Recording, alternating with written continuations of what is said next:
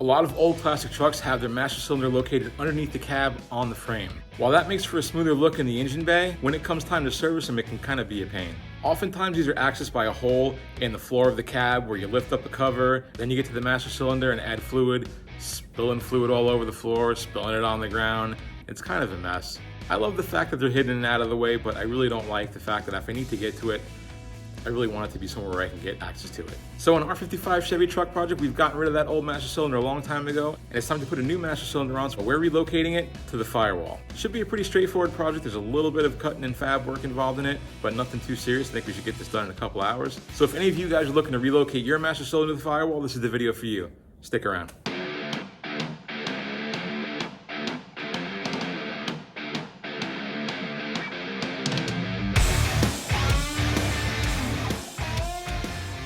What's up, guys? Welcome back to the Shop TV. My name is Mike, and if you're just joining us for the first time, we've been building a 1955 Chevy pickup, 3100 second series. Last episode, we just got the back panel where the window is in clear coat. We did kind of a two-tone black. The cab itself is satin black, and that window strip is gloss black. It's gonna look really slick when we get the doors on it, and they're trimmed up with that gloss black. So obviously in this video, we're gonna relocate the master cylinder and booster to the firewall. But what I had said in the intro is true.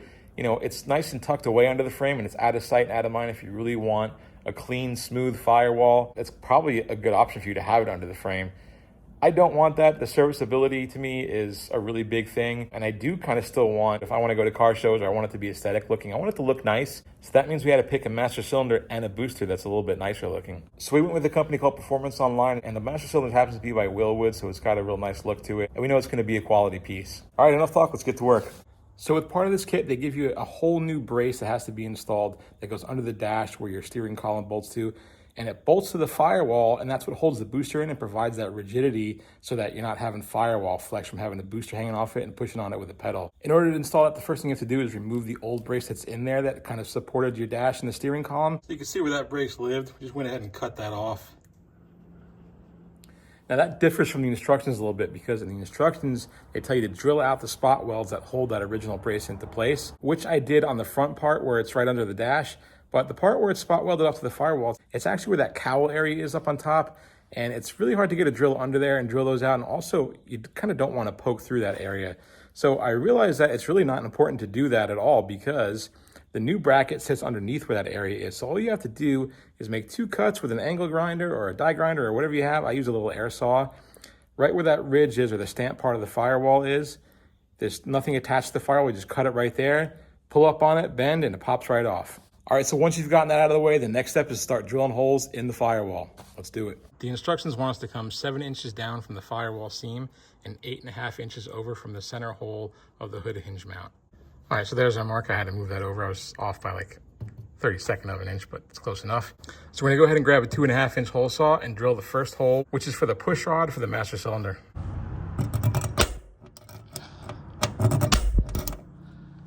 All right, so we're ready to drill our hole, and I'm gonna use a 2.5 inch carbide tipped hole saw. But before I do that, I'm gonna start with kind of a pilot hole. I'm using a 1/8 bit. Then I'm gonna start stepping it up in sizes until I get up to here, because if you start with this on this kind of visible piece of metal that I don't really wanna mar up, these have a tendency to walk around a little bit on that hole. So I don't even wanna be off by like 1/8 of an inch or anything like that, even though it's probably not the end of the world. I just rather everything be dead on as close as I can. So I think starting with a smaller bit and working my way up is the way to go.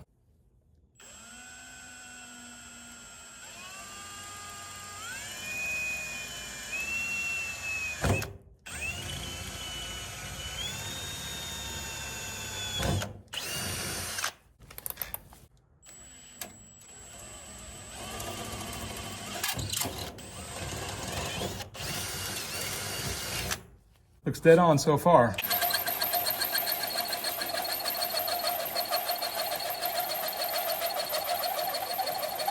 Just about through that first one. I gotta remember we have a double firewall here, so it's gonna take me a little bit longer and I gotta go a little bit slower. Take that plug out of here.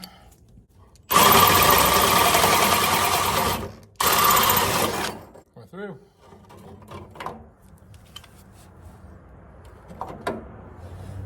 That's what I didn't want to happen. Got it.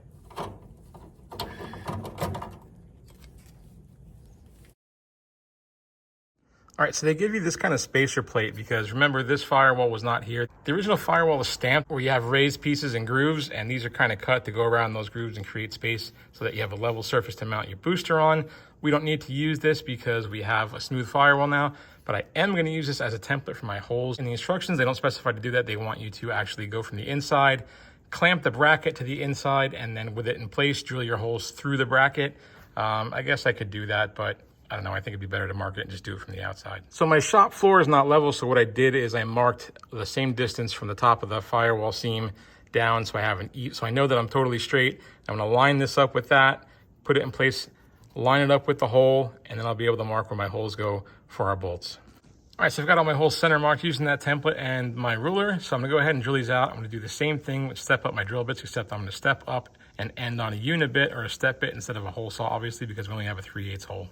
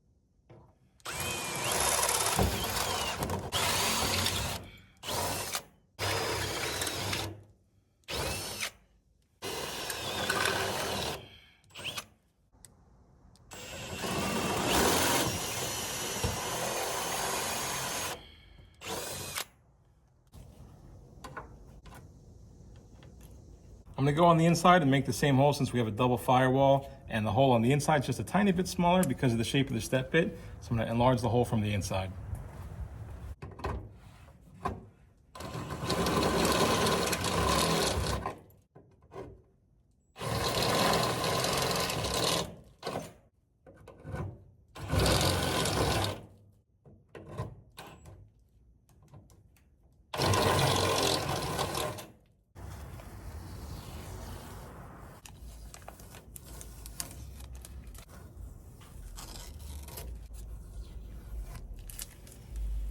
All right, so with our holes drilled in the firewall, it's time to move on to this bracket.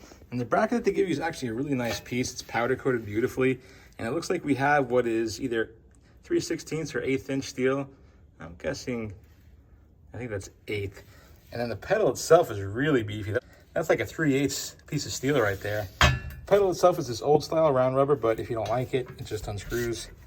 You can change it and put whatever pedal you want on there. We'll leave it for now because I don't have anything else.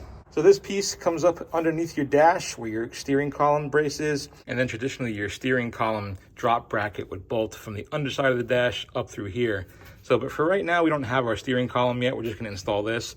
So this bottom part is gonna sit on the top or the inside of our dash right up in here.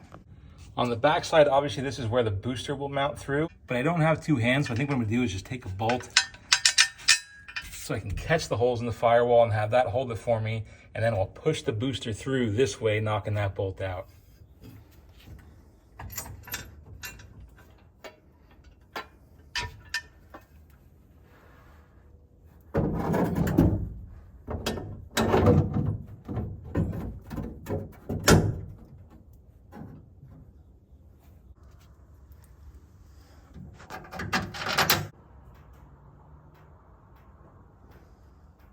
So these two bolts are just finger tight at the moment. I might have to wiggle that around, I'm not sure, but there's no sense in tightening it up all the way yet since we're gonna have to put our drop bracket here anyway for our steering column. Just snug them up.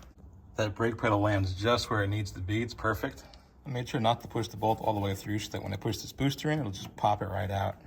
All right, so here's the kit they give you. You got some instructions and you have a brake bleeding kit, which we will bleed that master cylinder, but not yet. We've got the brake clevis, which attaches to the push rod over here. That spacer that we showed you before, that's because of that stamped firewall. They give you that little space to keep everything flat, which we won't be using this part. And you get a proportioning valve.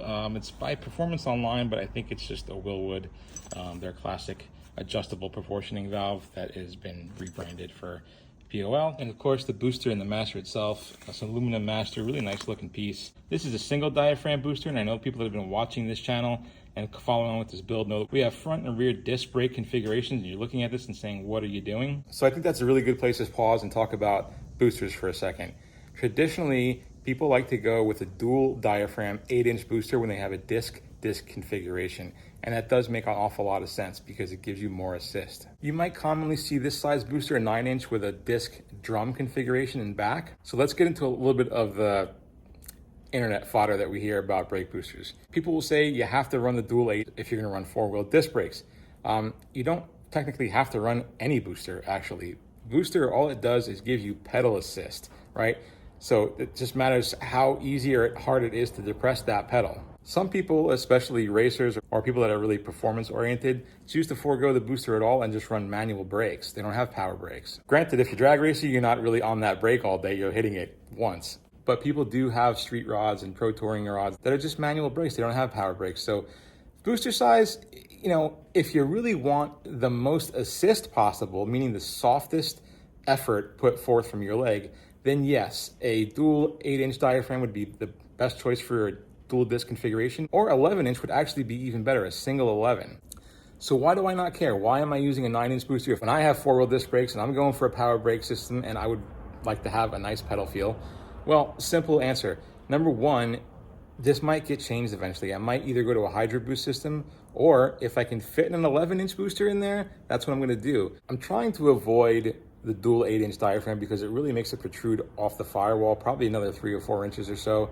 And I really just don't want to do that. I want to keep everything tucked in as nice as we can, especially since we're putting this on the firewall. We're not using the under the frame, under the cab mount anymore. So we're going to install this because it came with the kit. We're going to install it as it is. We're going to try it out. Maybe it'll feel fine. Maybe my leg effort is different from your leg effort, was different from the next guy's leg effort, and it just won't matter. That's myth number one, shattered, that you have to run a dual 8-inch diaphragm if you have 4-wheel disc. That's not true. You don't have to run any size particular diaphragm.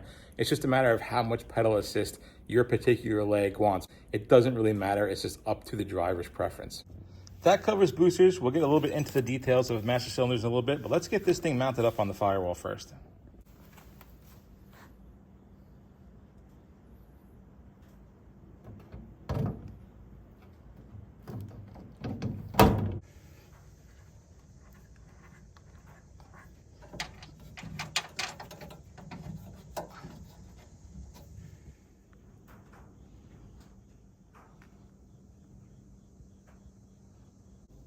That is as solid as can be.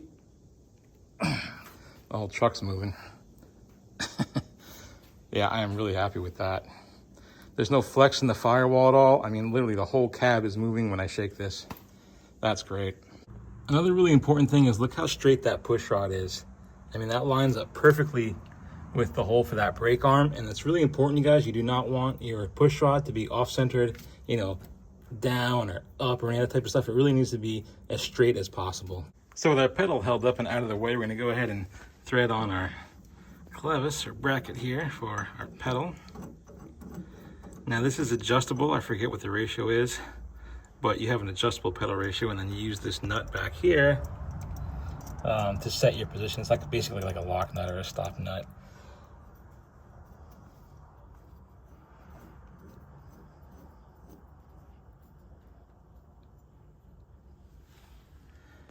Let's see how that looks. So we've got ours adjusted a little bit too far because when you depress this brake pedal, they specify it can't be more than 1/4 of an inch from the floor, and we're pretty much bottoming out right there. So I know that we need to move this pedal out some. All right, so I think we're adjusted where we need to be. We've got plenty of clearance there. So we've got actually a little bit over 1/2 of an inch, which is kind of like I stuck my finger back there and I'm able to get it through. So I'm just calling it about 1/2 inch. But you gotta remember, we're gonna have some padding down here. There's gonna be jute, there's gonna be carpeting. So they're calling for 1/4 of an inch. I may still have to back it out more when the carpeting and stuff goes down. But for right now, I think that's good. Make sure we get our little cotter pin in here. I'm gonna have to pop that in and out about 1,000,000 times more, so I'm just not gonna bend it yet. Just leave it like that so we don't fall out. That's a super clean install, guys. That really lined up perfectly. Not bad at all. I thought it was going to be a little bit more difficult, but it really was not.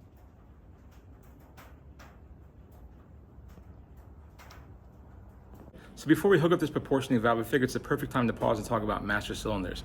We've busted the myth that booster size is not all that important. It's important based on the leg feel that you want to have, but not that important in the scheme of your brakes working or not. Master cylinders, on the other hand, is a really important feature to them that does matter a lot based on what brakes you have. That is the bore size. What is bore size? Well, there's a barrel on the bottom of the master cylinder, and then there's a push rod or a piston that goes in and out that pumps the fluid into the lines, distributes it to your brake and all that good stuff. So why is bore size a big deal? Well, the smaller the bore size, the more line pressure that you're gonna build. We typically find on drum brakes, we don't require as much line pressure, which is why you might see a master cylinder that has a larger bore size. However, calipers and disc brakes do take a little bit more line pressure to get them to operate efficiently. So obviously, if you've got a bore size that's too large for your disc brakes, you're not gonna be able to build enough pressure. And if you can't build enough pressure, then you can't stop. On the flip side, it's the same exact thing. If you've got drum brakes and you've got too small bore size, well, then you're building too much pressure and you're getting your brakes to lock up too quickly. You don't want that either. So now we carefully took the bolts off the master. It's just kind of precariously hanging there. I'm gonna go ahead and put our proportioning valve over those bolts.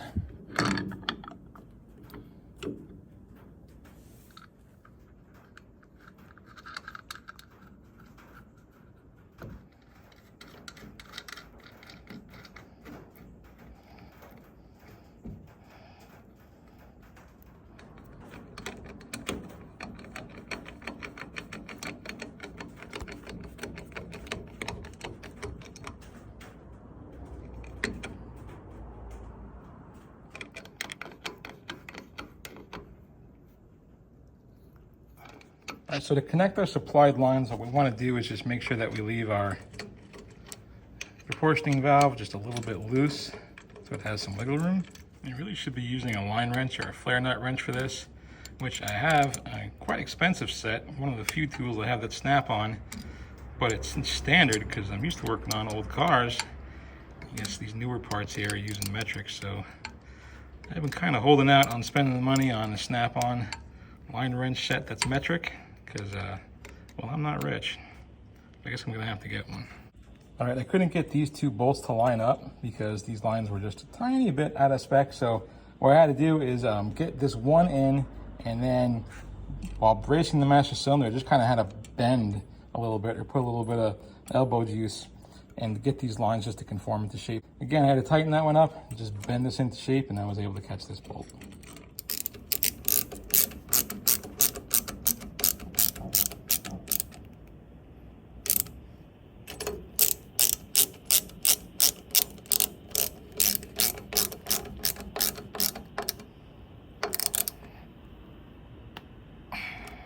This master is dual sided, so you can technically put the proportioning valve on this side if you wanted to, maybe if you didn't have clearance or space over here.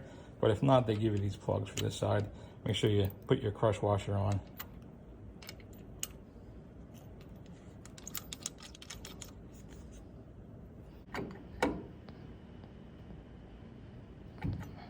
So this little boot right here, you guys probably know what this is, but this is your switch for your brake lights. Basically from your vehicle harness and your fuse terminal, one wire is going to come right to here for your brake lights, and the other one is going to travel to your brake lights themselves, making sure that they're properly grounded, of course. And then you just got this little protected boot that goes over it. You do not have to use this style.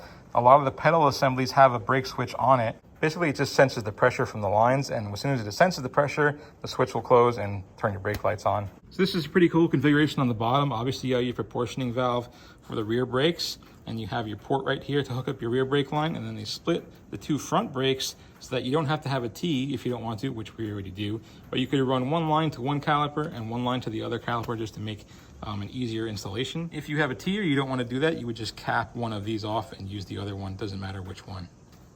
Another really cool thing about this installation is that the master sits completely flat and level so that you don't have this kind of tilted thing going on that you see within a lot of cars. That matters a lot because obviously you'll have a higher fluid amount in the back since it's tilted and less fluid in the front. And especially in the case of this master cylinder, which is called the tandem series, there's a hole that's drilled in the baffle. It's kind of a safety feature so that you never run out of fluid. But you have to plug it. If your booster is in an orientation where it's tilted forward like that, or tilted back rather, you gotta plug that hole to take away the feature of the fluid drain back. But really a fan of the nice level orientation.